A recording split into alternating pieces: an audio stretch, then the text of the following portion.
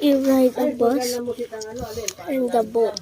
And today I'm going to ride a boat again. Look at this. Napairam mo ng sunscreen mo na. Kaya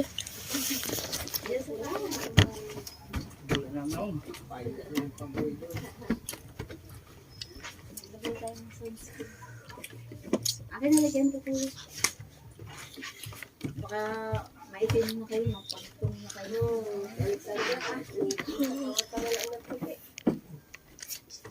Wala, may dito pare-parehas man.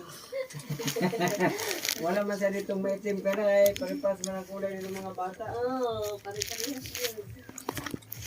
Mag-bihis ka na lang nagnagan dito para ano. Hindi na yan.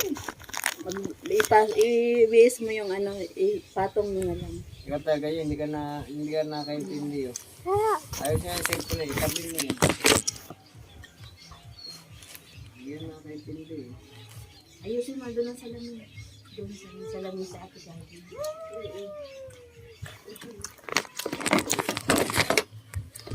Dahil mag-top down tayo, mainit yung top down. oo. Para hindi kayo tuluyang mapagtong. Parang mangyan man to.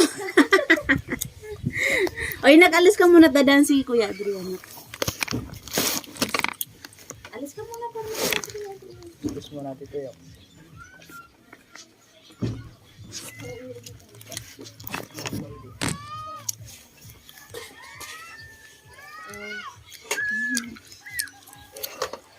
Actually, I'm in Palawan. No, kulayin mo na si Miles ng ano, ng legs. Pares na kay Miles, hindi na yung magtatanong si Miles. Sabihin ni Miles, bakit maitim yung legs niya? Para kain ka na muna, Toy. Kain ka na tayo. Mamaya na mag-ano. Para may energy ka. Sama na papa mo. Ayoko mo. Mamusi tayo. O, para may taga-banlaw si mama mo. At taga-sampay din. O, ikaw mag-ayos ng sala mo. Saan man ako magsakay? May tatlong ko. When we're gonna say boat, we call it bangkada sa Tagalog of boat. Bangka, Doon sa salamin na ayusin mo. bangka. Andun yung salamin. Doon, tingnan mo sa salamin, ayusin mo. Mga gamit mo? Ha?